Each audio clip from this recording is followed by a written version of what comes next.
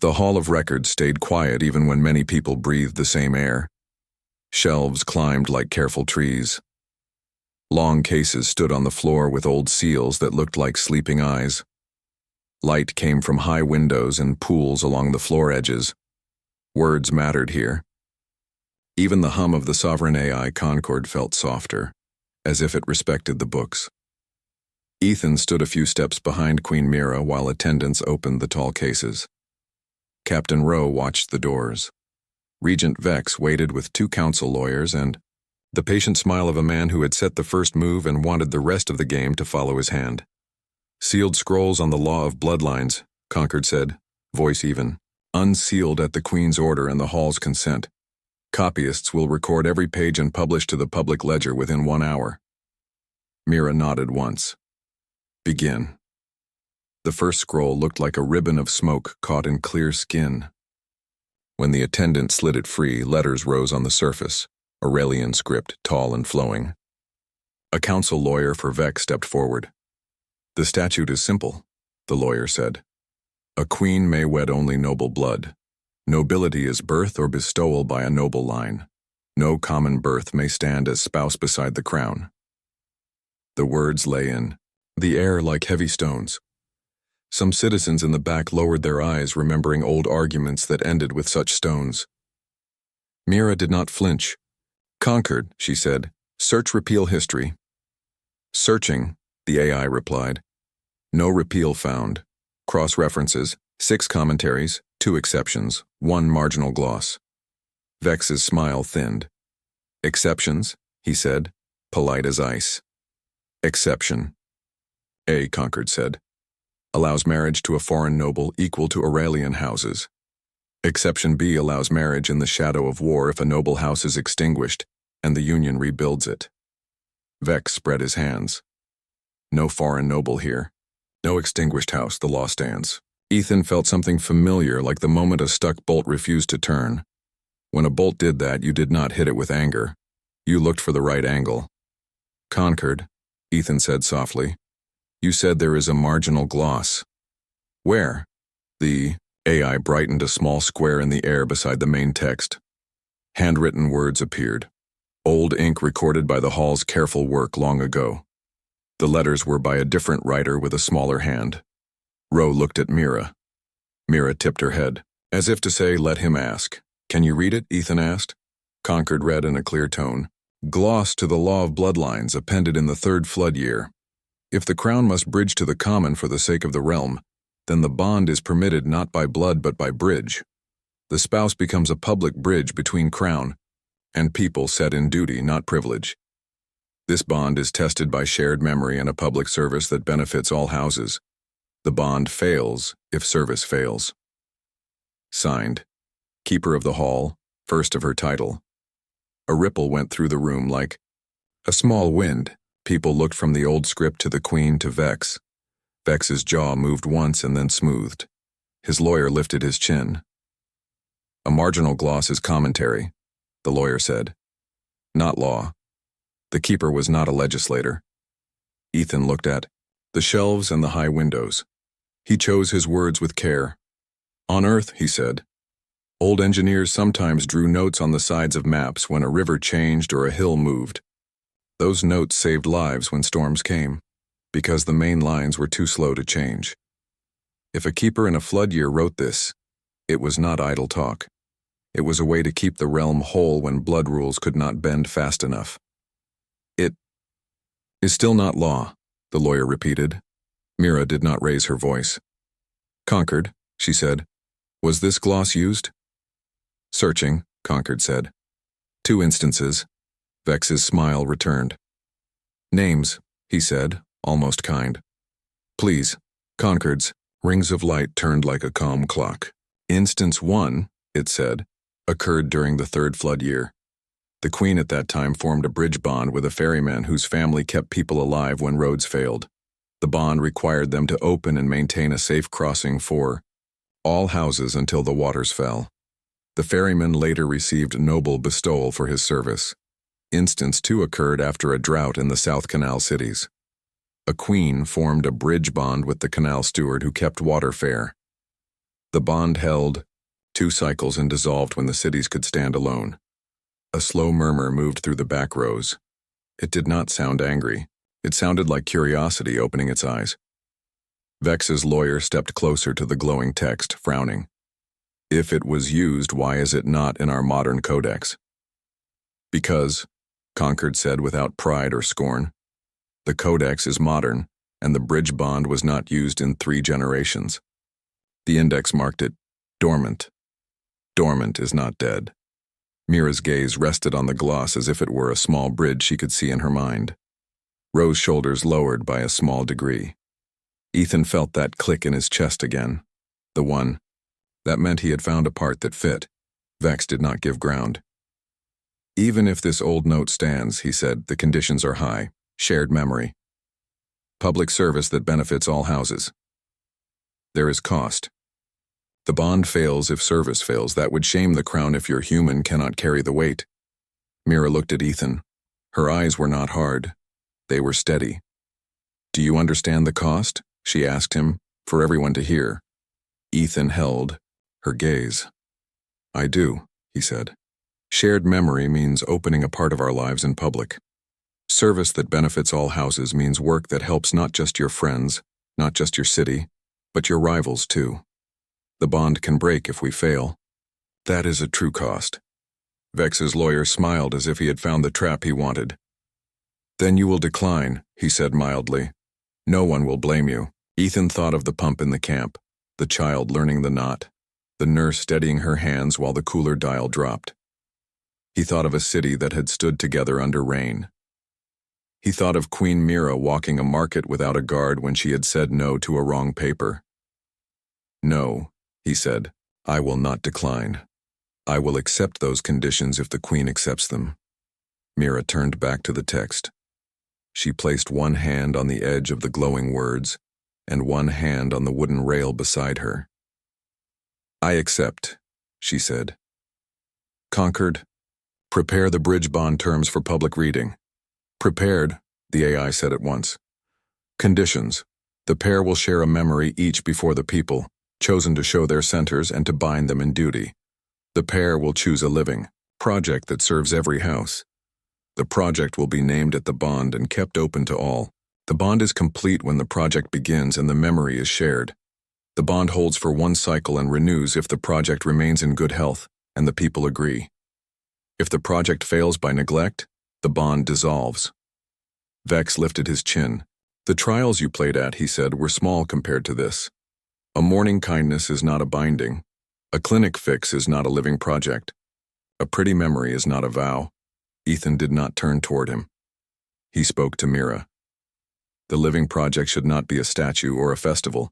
It should be a bridge people use on hard days. Mira's mouth softened. Agreed, she said. Rose stepped closer and spoke low, but the hall heard him because the hall had good ears. We could name the project for the safe corridor through the debris ring, he said. An open flight window for all houses every day at a fixed hour. No tolls, no tricks. Ships from any house can pass. Mira looked at him, then at Ethan. That would help pirates, Vex said quickly, a hand lifting as if to push the idea away. No, Ethan said. Not if we time it when patrols are thick and the ring beacons are bright. It would help traders, farmers, fire crews, clinics, everyone. And it would be a sign that the crown serves all, even houses that do not love the crown. Concords. Light flickered once, not in error but like a person clearing a quiet throat. Update, the AI said. Power readings at the planetary shield keys are irregular. Small hands near big doors. Rose's head turned. Sabotage? Unknown, Concord said. Maybe storm echo. Maybe fingers where they should not be. Mira's eyes narrowed. How long? Begun 10 minutes ago, Concord said. No harm done yet. Vex folded his hands and waited.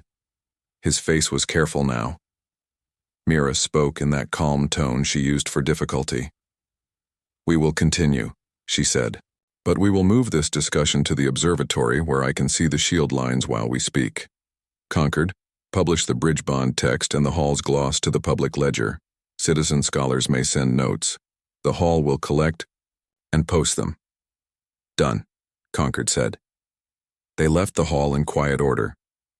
People stepped back to let them pass. No one shouted. A few nodded. Outside, the light had gentled toward late afternoon. The city below the station glowed at the edges as if the day had taken a slow breath. The Queen's Observatory sat like a clear bowl at the top of the station's spoke.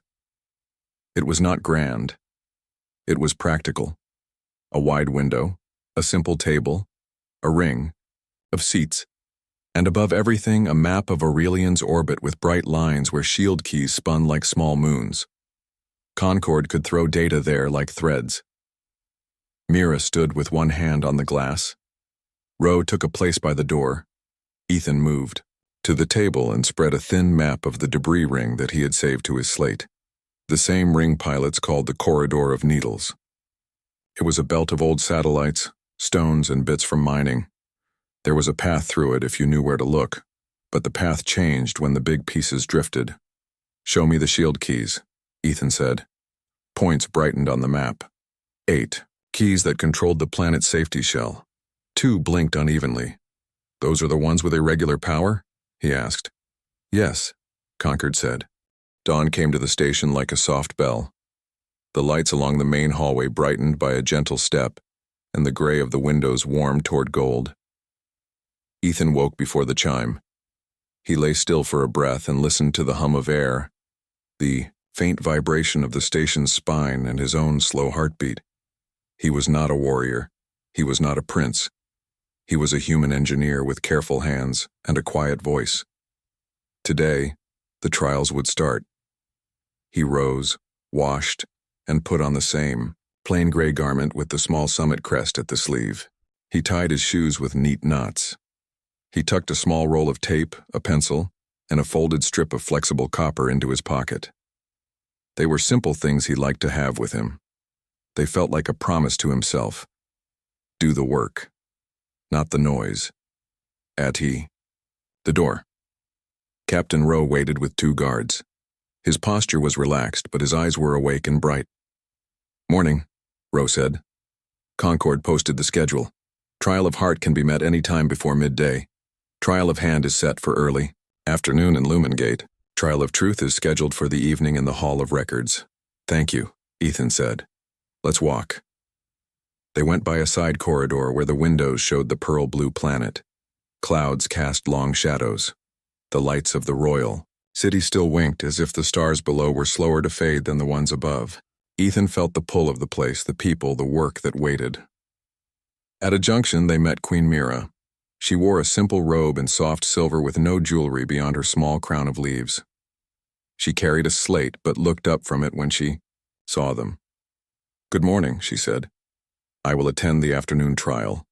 The morning one must be yours alone. That is the nature of heart. It finds you when you are not asking it to come." Ethan inclined his head. "I understand." She studied him for a heartbeat. "Eat," she said kindly, and passed him a small wrapped bar from a pocket at her belt. "Engineers forget." He almost laughed. "Thank you. You are right, Rowe." Led him toward the shuttle bay. On the way, Concord's gentle voice came from the ceiling. "Public feeds are active," the sovereign AI said.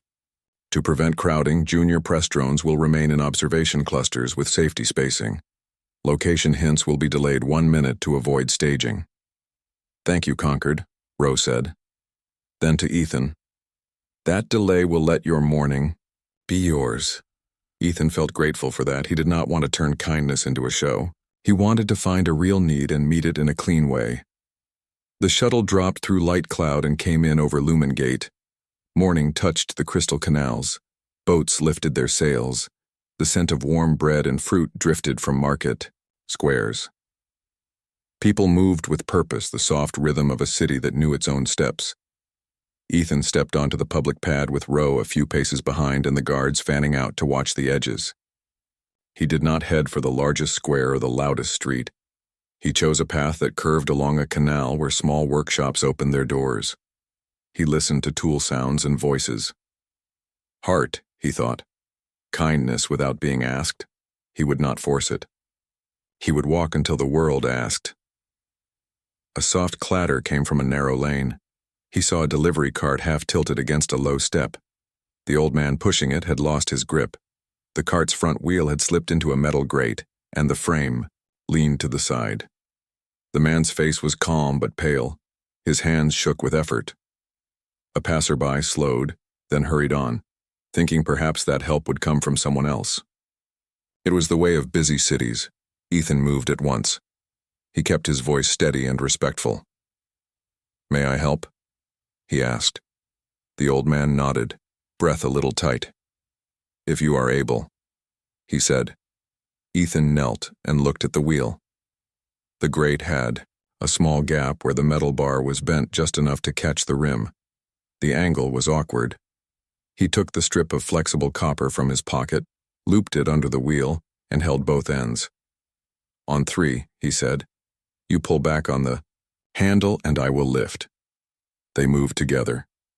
The wheel rose, the copper strip giving him a clean grip that did not slip. The cart came level. The old man set the brake and leaned against the handle for a moment. His breath eased.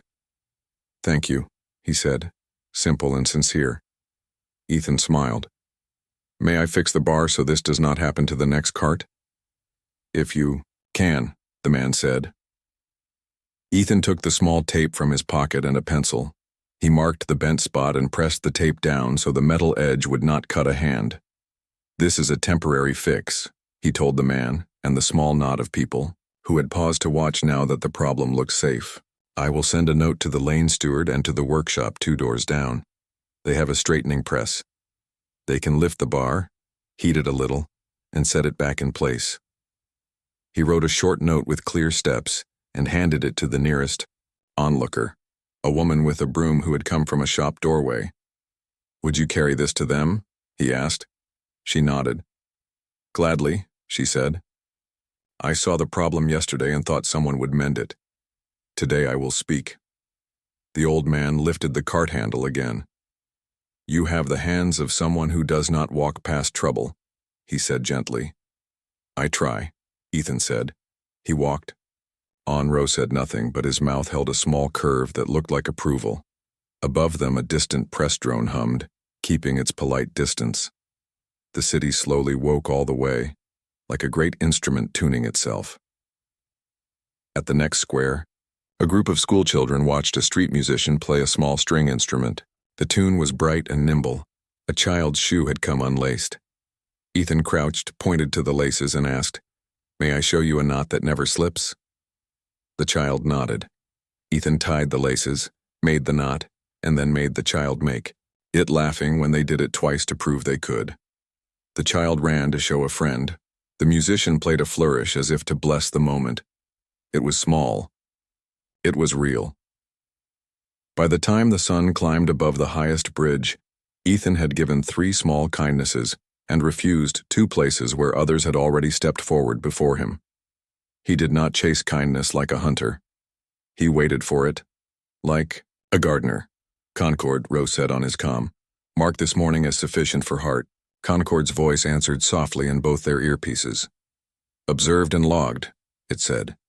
Candidate offered unprompted aid multiple times without staging, accepted once help had already come, and left pride at the door. Trial of heart. Condition met. Ethan exhaled a breath he had not realized he held. He did not feel triumph. He felt a clean steadiness, like a floor well swept. "We have 2 hours before trial of hand," Rose said. "Do you want a quiet room or to walk the market?" "Walk," Ethan said. "I think better when I see how people live." They ate bread with fruit spread from a stall where the owner offered the first slice free because she liked the queen and liked the idea of humans who fixed things. They drank water flavored with mint. Ro told a short story about flying lessons at dawn when he was young. Ethan told a short story about learning to set a tent in heavy wind. They said few words and did not need many. At midday, the sky changed. It did not grow dark, but the light thinned and bent.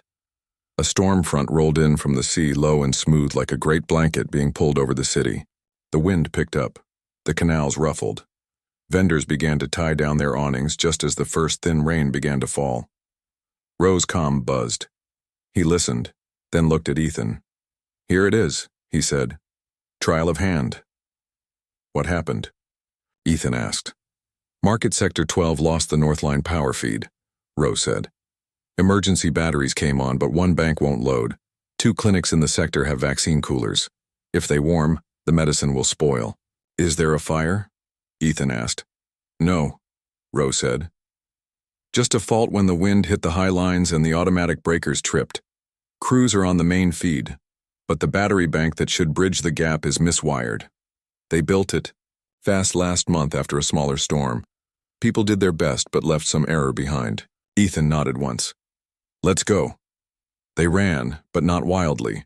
Rose set a pace that moved them through lanes, across a bridge, and down a ramp to Sector 12. The rain was steady now, but not heavy. The awnings that stayed up were shedding water into the canals. People moved with the quick order that comes when a city has seen storms before. The clinic was a low building with a blue mark painted near the door. Inside, the air felt wrong. Not hot, but warmer than it should be. A nurse looked up with worry. Cooler Red is holding it safe, she said, but the shelf shows a rise. We do not trust the gauge. Do you have a second cooler? Ethan asked. Yes, she said. In the back room, but it is on the same bank. Okay, Ethan said. We will not open anything until we have the fix. Where is the battery bank? In the alley behind the building, the nurse said. I can show you. They stepped into the alley where rain slanted under a roof. The battery bank sat inside a metal box with a clear door. Ethan checked the simple diagram taped inside. The person who had drawn it had a good hand and a good heart, but one arrow pointed the wrong direction. He followed the actual wires with his eyes. The main feed from the north line came to a breaker. The batteries were supposed to sit behind it and feed the clinic when the front breaker opened. But here, one bus was tied wrong and the safety sensor thought the bank was full when it was not. Ethan looked at Roe. I need 5 minutes and 3 sets of hands, he said. 1 adult to hold the feeder line clear, 1 to move a cable under my direction, 1 to watch the cooler for. The plaza held its quiet like a promise.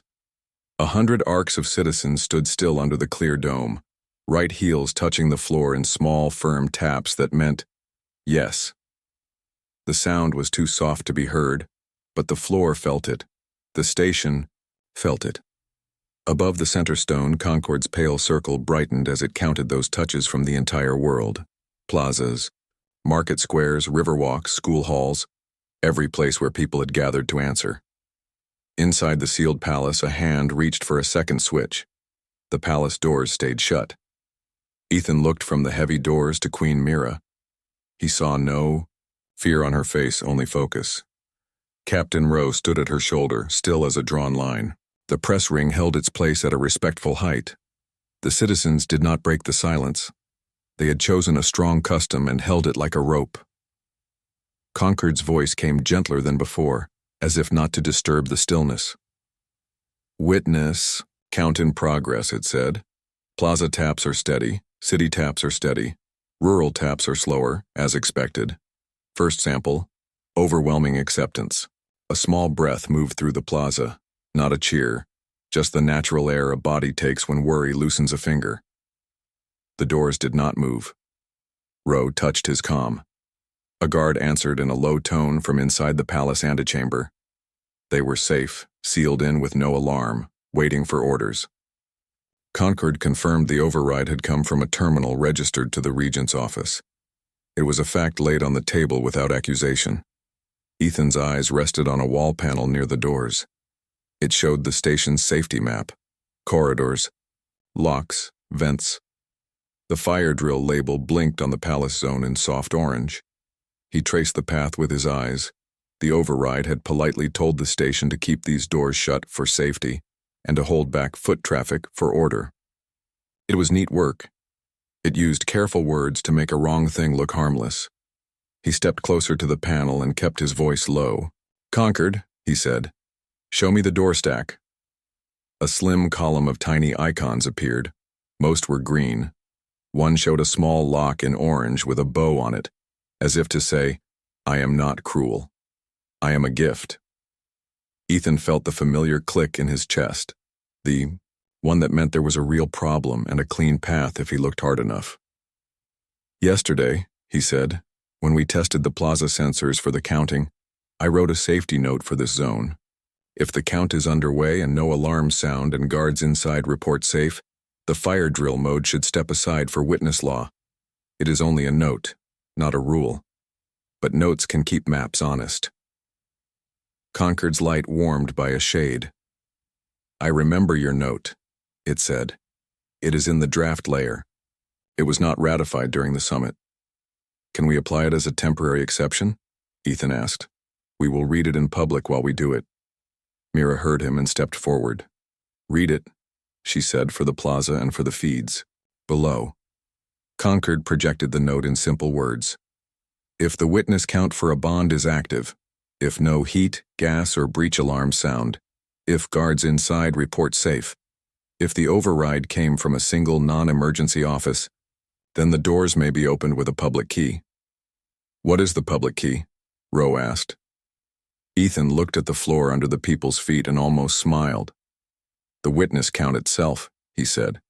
"The city standing together. The touches are not only a vote, they are also a key that says, 'Open lawfully.'" Mira nodded once. "Concord," she said. "Apply the exception with a full record. Publish as you do it. If anyone tries to press a second switch, show their hand." "Applying," Concord said. "Publishing." For a heartbeat, nothing changed. Then the orange bow on the lock flickered and went gray. The lock icon shifted from smug to simple. The doors sighed. Not much. Just enough to say they remembered how to be doors. A ripple of relief moved through the plaza like wind in tall grass. People did not shout. They held the silence. They let the doors choose their own pace. The panels slid apart with a clean glide. Rowe lifted 2 fingers. Guards inside came into view, helmet lights soft, palms open, standing in a steady line. No one ran. No one pushed. The people kept their quiet promise. Concord spoke, clear now. "Door exception complete. Record published. Attempted second switch came from a portable device inside the Regent's suite. The device has been identified and recorded. No heat, no gas, no breach. All is quiet." Mira stepped forward 1 pace and placed her hand on the open edge as if to bless the door for returning to its duty. She did not say any brave or sharp words. She turned to the citizens. "Thank you," she said. A single soft murmur answered. The sound of many shoulders lowering at once. Ethan breathed easier. The job was not done, it had only changed shape. The bond still waited for the count to finish. The city had chosen silence to keep danger small. That choice had worked. Rowe's gaze lifted from the door to the gallery above. 2 council lawyers from Vex's circle stood there with tight mouths. The regent himself was not in sight. Ethan looked at the nearby display. "Concord," he said, "show the maintenance feed we fixed near the regent's suite this morning." Rowe glanced at him. Ethan explained in a sentence, calm and plain. "When we did the door test, 1 corridor camera near the regent's office showed static. I cleaned the connector and reseated the tile. The feed came back." "Found," Concord said. "Publishing." On the plaza's inner wall, a narrow window opened. No drama, no loud sound. It showed the corridor outside the regent's office. Earlier in the hour, a staffer carried a flat device with a cable. The staffer looked up and down the hall, then slipped inside. Minutes later, the same staffer came out, quick and careful. The feed time lined up with the first door override. The view shifted. The second clip showed a hand pressing a second switch on that device when the count began. The hand wore a signet ring. The ring's crest was House Calren. Concord did not say Regent Vex. It did not accuse. It showed the hand and the ring and the time and the door icons changing on the map. It showed the small, patient truth. The plaza remained quiet. A child whispered, "That is the ring on the flags." An elder whispered back, "Watch and let the guards do their work." Captain Rowe raised 2 fingers. A path opened through the citizens without anyone pushing. Guards moved along that path with their steady steps, headed toward the inner corridor. Mira did not look up at the gallery again. She looked out over the people. "We will finish the count," she said. "We will let law speak. After that, those who pulled a trick will answer to law. No one will be dragged. No one will be hurt." Concord's circle brightened. "Witness count complete in the capital," it said. "Outlying regions at 90%. Rural Delta at 83% and rising. Projection stable." Ethan lifted his right heel and touched down again, not because he needed to vote, twice, but because he liked the feel of that small, clean act under his foot. It felt like a bolt tightened to the right torque. Minutes passed in a patient way. The plaza did not fray. Children shifted and were steadied by hands. A boat captain closed his eyes and leaned on a cane. A baker held a flour-stained cap in both hands and looked at the floor as if it were an altar. The city stood. Concord's voice carried without strain. "Final tally," it said. "By the witness custom of Aurelian, the people accept the bridge bond between Queen Mira and the human engineer Ethan Hale for one full cycle. The living project, the open flight window, has begun. The bond renews if the project remains in health and the people agree." The plaza did not shout all at once. It breathed all at once, and then 1,000 small voices said yes in soft overlapping ways like a stream over many stones. Hands did not throw hats. Hands touched walls. The sound of joy did not poke the air, it warmed it. Mira turned toward Ethan. Her eyes were bright, not with tears, but with a light that looked like clear day over water. She raised her right hand. He raised his. They touched palms, simple and steady. It was not a royal gesture. It was two workers agreeing to carry the same beam. Concord spoke the old words with no decoration. Memory shared, service begun, people's consent given, bridge bond stands. Rowe stepped up beside them and spoke in his practical tone. "We will walk the circle," he said, "not the long one, the simple one." Mira nodded. Ethan nodded. They walked a slow circle on the plaza stone, not as a parade, not as a spectacle, but as a sign that a promise, once declared, will return to where it started and begin again every day. As they walked, people answered yes in many voices, soft, steady, without push. At the circle's end, Rowe's calm gave a quiet tone. He listened for a heartbeat and looked to the side corridor. Guards had reached the regent's suite. No fight, no struggle. The staffer with the portable device had set it on a table and stepped away, hands open. The regent stood inside with his hands folded. He wore his ring. His face was careful. Mira did not avoid the next step. She did not rush to it either. She walked with Ethan and Rowe to the side corridor. The citizens opened a lane and kept their silence. It felt like a river making way for a boat. At the corridor entrance, Vex stood with two of his council lawyers. He did not bow. He did not smile. He spoke first, smooth as always. "Your Majesty," he said, "I feared for the palace. I set a drill." "Without alarm," Rowe said. "Without smoke," Ethan said, equally calm. "Without notice to the hall," Concord said. Vex turned his head toward the wall where the feed had played. "A camera can draw wrong lines," he said. "Sometimes," Concord agreed, "which is why we do not watch only one camera. We watch the garden path emptied fast and quiet, the way a workshop clears when the last bolt is tightened." Ben kept his hands on the foil a few more seconds, feeling the low hum fade to a calm purr. Maya checked her forearm screen and gave a small nod. The patch was dead. The seam was clean. The lantern above them shone with steady light, the kind of light that says, "We keep our word." Lyra lifted the foil into a clear bag. "Evidence," she said. "We bring it to the hall." They moved back through Bay 3. The broker stood under guard, still silent behind his smooth mask. The seized cutter sat like a dull gray beetle in the holding cradle. A duty engineer locked the robot arm and signed a log.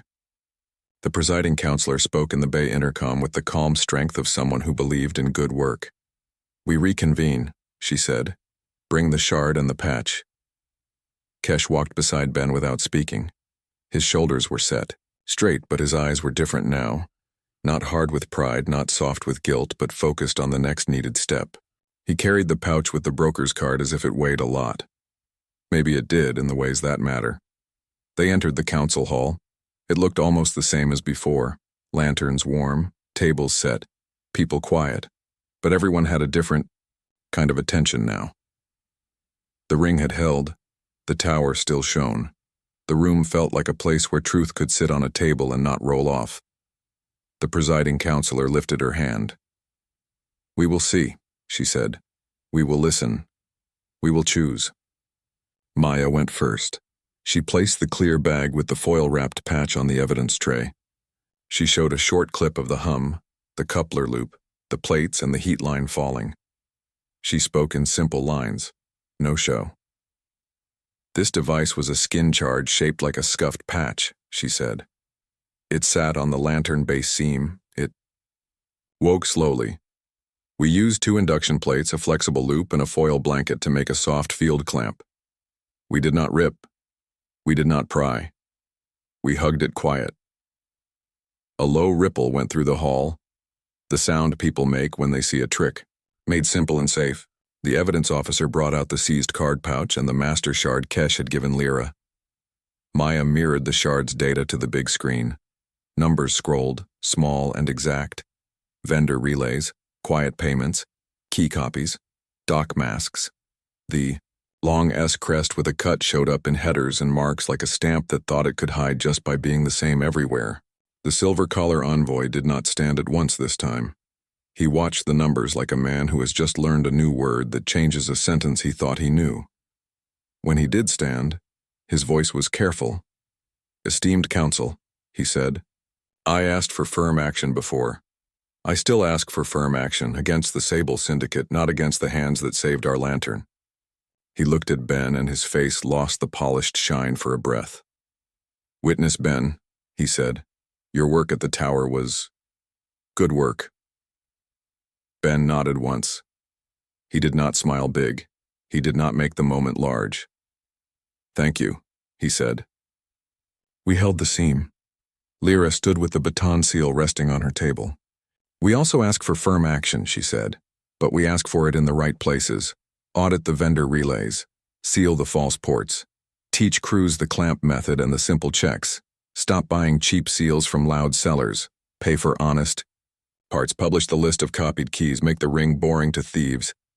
The presiding counselor looked to Kesh. "Lieutenant," she said, "you asked to speak." Kesh stepped forward. He did not bring a speech. He brought a steady voice. "I failed my captain," he said. "I let a relay stay where it should not have stayed. I did it because a syndicate showed me my family and threatened them. I thought I was guiding harm to a smaller place. I was wrong. I will accept judgment, but first I will help you take this ring of money apart."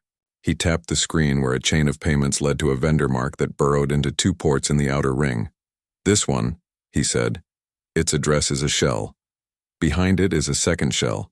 Behind that there is a storage unit with no goods. I can show you the door." A council captain checked in her ear, then nodded. "We have people at that door now," she said. "It is cold. It will open."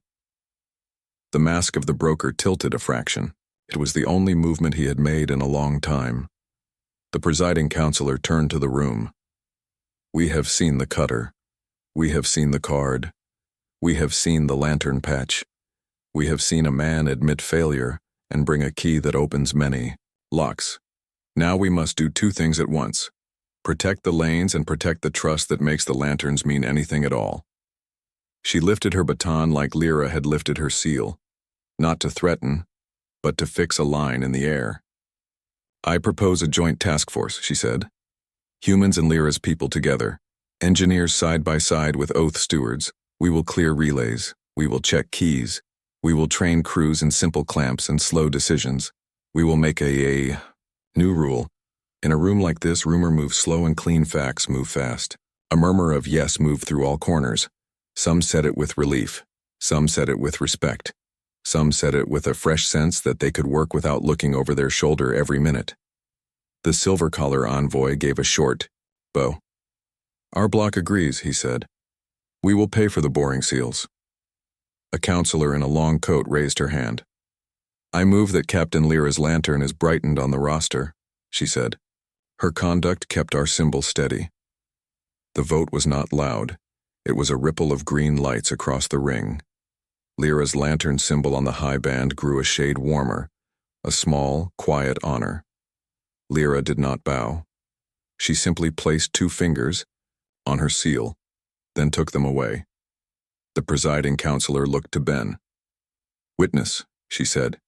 Your hands held a valve and a lantern. Your words held a room. We have a custom here. We ask a person like you to serve for a season as an envoy of witness. You would visit oath sites, teach the clamp, teach the short words that keep a crowd steady, and stand beside captains who face rooms like this. Will you do it for 1 year? The room looked at him, not with force, but with hope. Ben felt the folded cloth in his pocket again. He thought of the beacon wheel. He thought of the child's mask hiss. He thought of the way Lyra had asked him in the hangar, May I ask you something before you leave? And the long breath he had taken before he answered in part 2. He could fix leaky seals and stiff wheels. He could carry his simple kit to any corner that needed a hand. He could teach a clamp to a cargo crew and show a medic how to check for quiet drafts. He could speak short lines in big rooms when people wanted to run. He looked at Maya first. She gave him a small smile and a tiny nod. It said, You were built for this. He looked at Lyra then. She did not press him. She did not shine at him. She only held his gaze with that calm gravity she carried, a steady frame in a person's shape. Ben breathed in and out. Yes, he said. It was a plain word. It felt like a clean bolt turned to the right torque. It settled inside him. The presiding counselor wrote the word on the board. Envoy of witness, Ben, she read out. Term, 1 year. People did not clap. They had learned by now that clapping was not how this ring said good. A soft sound moved through the room anyway, like air flowing right. Maya spoke next. I will stay on the ring for 3 months, she said. Science exchange. I will map where false patches like to hide and write a checklist anyone can follow. I will keep the language simple. Pictures, not long paragraphs. Approved, the counselor said at once. Bill us for the paper. There was still the matter of the broker and the Sable network. 2 captains brought up a live map of raids moving across the ring like careful hands sweeping crumbs into a pan. Vendor rooms opened to show hidden relays. Storage units with no goods showed quiet shells with long S marks scratched inside the panels where no one should ever see. Names from the shard matched faces on feeds. The arrests were clean. No one got hurt. The ring did not have to tell a bad story about itself to fix itself. The broker finally spoke when he saw one name light up in red. His voice sounded dry and ordinary, the kind of voice you forget a second after you hear it. You will never pull all of it, he said, not to defy, but like a man thinks speaking a thought. Cut one branch to grow. Ben did not answer him. It was not his job to argue. Lyra did answer, but she did not use sharp words. We will keep cutting, she said, and we will make the tree hate this soil. The broker went quiet again. The council wrote 3 decisions that day. Vendor audit and seal standard. All vendor relays must be registered and open to surprise checks. No hidden ports. Seal purchases must meet a boring fixed spec. Cheap showy parts are banned from oath sites. Clamp and comm training.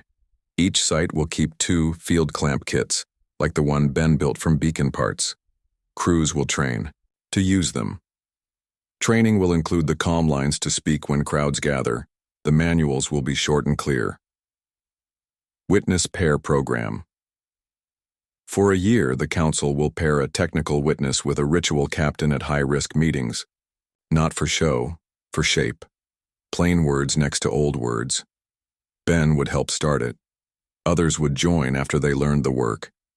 They also wrote a note into Kesh's record. Coerced by threat to family. Cooperated fully. Delivered master shard. Stopped a trigger. Accepts judgment. It would not erase what he had done. It would sit next to it. the way a brace sits next to a cracked beam until the beam can be replaced. When the session ended, the ring felt different again. Lighter by a little, but more serious too. The station moved with purpose, not panic.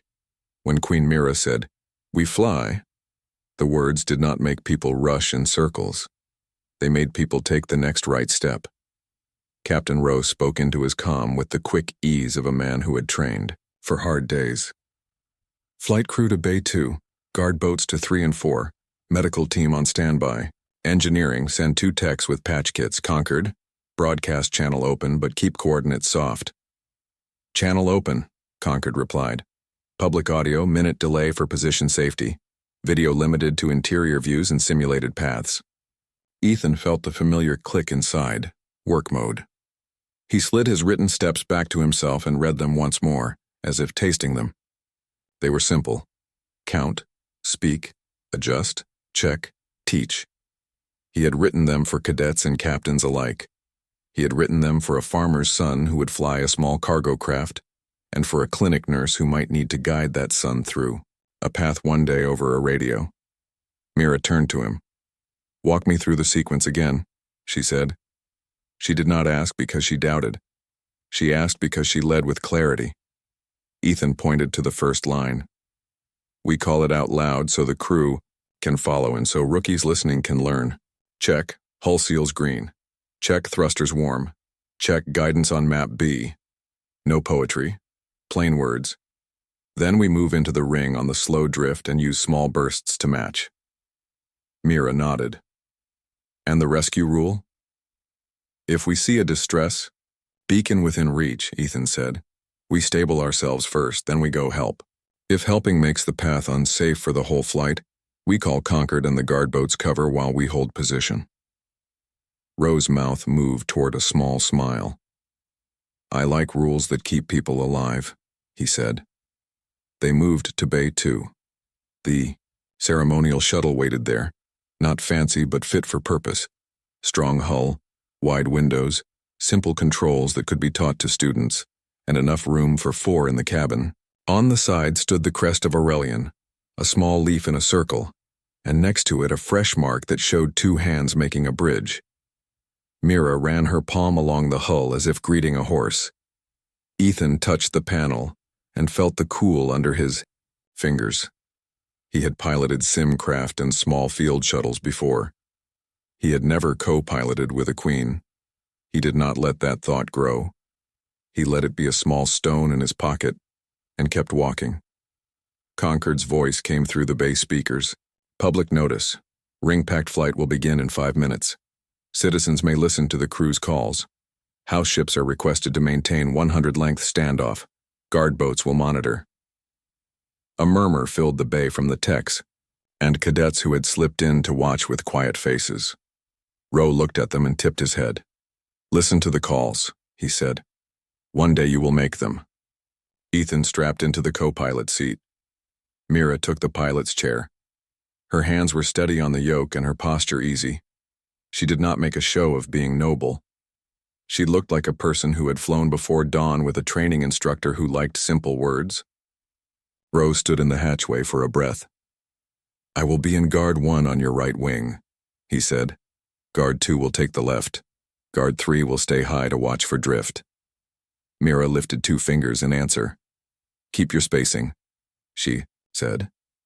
"We will speak all turns aloud." The hatch slid shut. Ethan felt the soft pressure of the cabin seal and heard the small sigh the shuttle made when its systems stood up from sleep. He checked the board. "Hull seals green," he said. "Hull seals green," Mira repeated. "Thrusters warm?" "Warm and even," Ethan said. "Guidance map B?" she asked. "Loaded and alive," he said. "Conquered," Mira said. "Give us the model of the ring drift." "Sent," Conquered answered. On their forward screen, a faint lattice of lines appeared, gentle arrows that showed how small pieces moved with each other like fish in a slow school. Mira took a breath. "We move slow," she said. "No showing off, no cleverness. We are not here to prove we can fly. We are here to make a window and teach a path." Agreed, Ethan said. The shuttle lifted. The bay doors opened and the cold light of space poured in. Blue planet below, thin silver of the ring ahead, and pricks of brighter light at the edge of sight that were house ships holding position. The guard boats rose with them, one to each, side and one above like a watchful bird. Concord's public channel carried Ethan's voice to the city and the orbit stations with a delay. Step 1, he said even and calm. We will match the ring drift at the first marker. We speak every change. We breathe before each move. They nosed toward the corridor of needles. Up close, the ring was not a sharp edge. It was a field of small and medium things. Old frames, bits of stone, coils that had once been cables, bright shards from something that had been part of a net. The main path was clear if you knew where to look and if you did not try to rush.